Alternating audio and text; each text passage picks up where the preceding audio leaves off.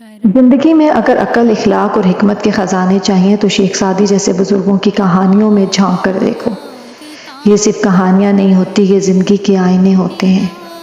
کبھی ایک فقیر کی بات میں چھپی ہوتی ہے بادشاہوں کے لیے نصیحت، اور کبھی ایک چھوٹے سے واقعے میں پوری زندگی کا سبق۔ آج کی ویڈیو میں ہم شیخ سعدی کی ایسی 3 سچی اور سبق آموز حکایات سنیں گے جنہیں سن کر آپ نہ صرف حیران ہوں گے بلکہ آپ کی سوچ اور زندگی کا زاویہ بھی بدل جائے گا۔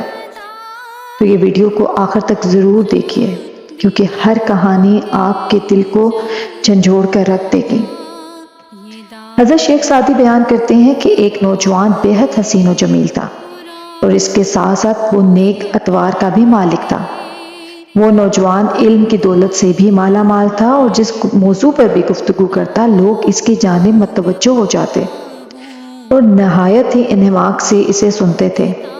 اس کے فیصلوں کی قدر کی جاتی تھی اور وہ ایسا روشن چراغ تھا جس کے سامنے کسی دوسرے چراغ کی روشنی ماند پڑ جاتی تھی۔ ان تمام خوبیوں کے باوجود اس میں ایک عیب یہ تھا کہ وہ الفاظ کو ان کے صحیح تلفظ کے ساتھ ادا کرنے کی قدرت نہ رکھتا تھا۔ ایک روز ایک بزرگ کی محفل میں اس نوجوان کا ذکر ہوا تو میں نے اس نوجوان کی اس کمزوری کا ذکر کیا اور پھر اپنی رائے دیتے ہوئے کہا کہ میرے نزدیک اس کی گفتگو میں یہ نقص اس لیے ہے کہ اس کے سامنے کے دانت صحیح نہیں ہیں۔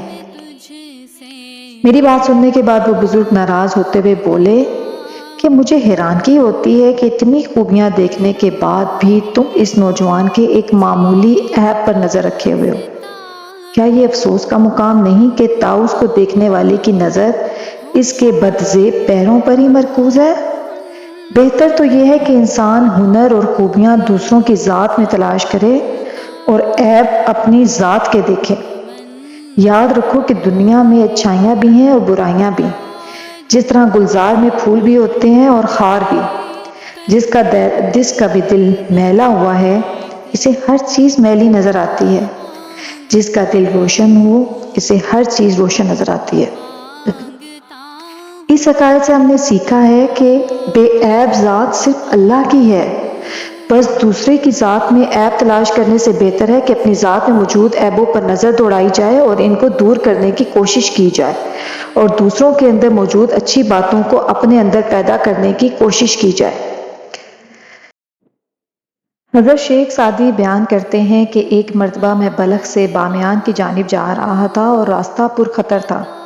میری رہنمائی کے لیے ایک نوجوان میرے ہمراہ ہو لیا۔ وہ نوجوان ہتھیاروں سے لیس تھا اور اس قدر طاقتور تھا کہ وہ ایک وقت میں 10 آدمیوں پر قابو پا سکتا تھا۔ دنیا بھر کے پہلوان اسے کشتی میں پچھاڑ نہ سکتے تھے۔ وہ بڑے ناز و نیم میں پلا بڑھا تھا اور کبھی اتنا سفر نہ کیا تھا اور نہ ہی اسے کبھی کسی تکلیف کا سامنا کرنا پڑا تھا۔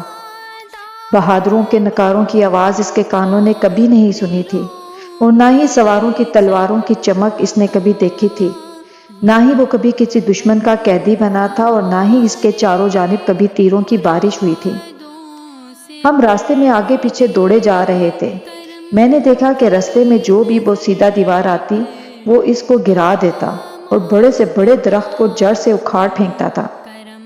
پھر وہ فخر سے یہ شعر پڑھتا جن کا ترجمہ یہ ہے: ہاتھی کہاں ہے آئے اور پہلوان کے بازو اور کندھے دیکھے، اور شیر کہاں ہے آئے اور مرد کے ہاتھ اور پنجے دیکھے۔ اس دوران 2 ڈاکو ایک بڑے پتھر کے پیچھے سے نکلے اور ہم سے لڑائی کا ارادہ کیا۔ ایک کے ہاتھ میں لکڑی تھی اور دوسرے کے ہاتھ میں موگری پتھر تھا۔ میں نے ان پہلوان سے کہا کہ دیکھتے کیا ہو، دشمن سر پر کھڑا ہے اور لڑنا چاہتا ہے۔ تمہارے پاس جو طاقت اور بہادری ہے وہ انہیں دکھاؤ۔ یہ دشمن اپنے پاؤں پر چل کر اپنی قبر کے پاس آ گئے ہیں۔ میں نے دیکھا کہ اس پہلوان کے چھکے چھوٹ گئے اور تیر کمان ہاتھ سے گر گیا اور جسم کانپنا شروع ہو گیا۔ ضروری نہیں ہوتا کہ تیر کو نشانے پر لگانے والا بہادروں کے حملے کے وقت بھی ٹھہر سکے۔ میں جان گیا کہ اس کے سوا کوئی چارہ نہیں کہ سامان، ہتھیار اور کپڑے سب کچھ چھوڑ کر اپنی جان بچائی جائے۔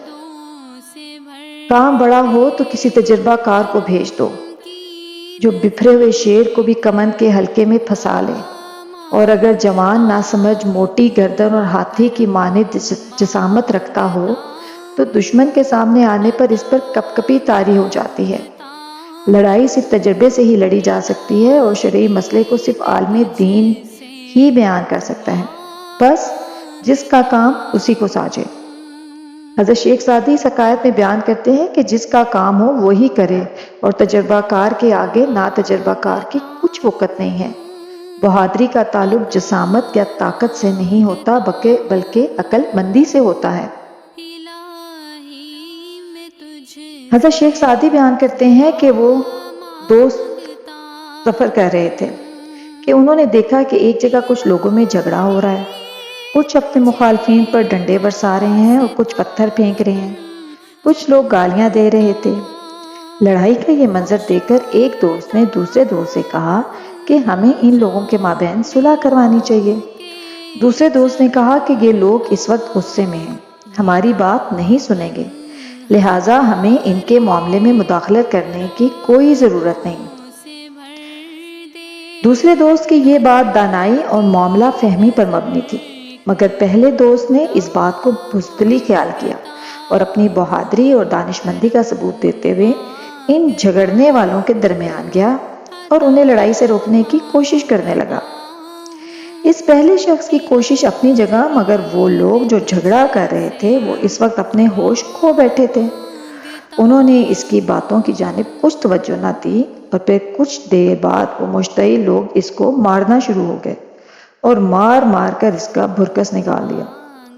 حضرت شیخ سعدی اس حکایت کو بیان کرتے ہوئے فرماتے ہیں، نیکی کا کام کرتے ہوئے بھی تمام پہلوؤں پر مد نظر رکھو، خاص طور پر جب لڑائی جھگڑے کا معاملہ ہو تو تمام پہلوؤں پر غور کرو کہ تمہارا بچاؤ کس میں ممکن ہے۔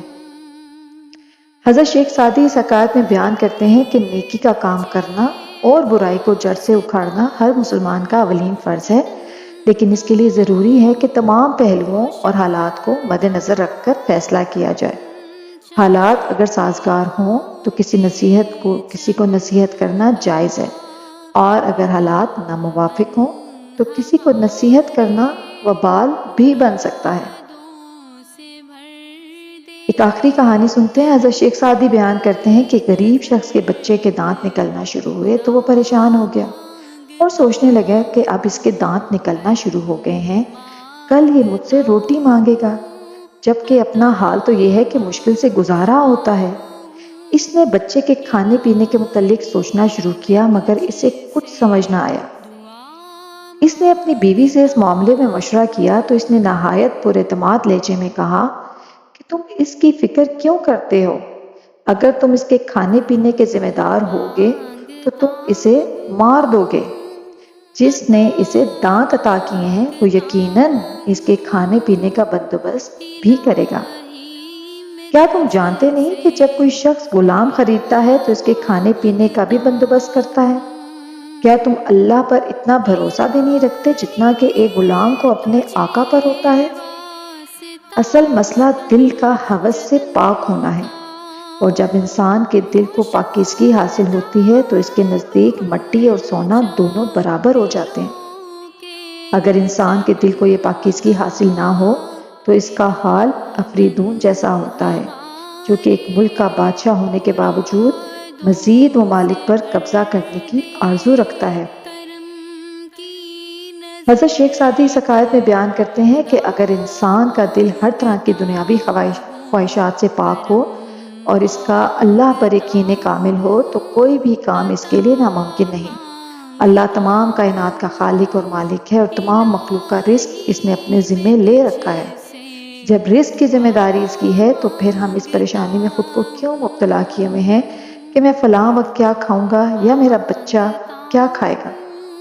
اس سوچ نے ہمیں مختلف قسم کے وسوسوں اور فتنوں میں مبتلا کر رکھا ہے، اور اسی فکر میں ہم اللہ سے غافل ہو گئے ہیں۔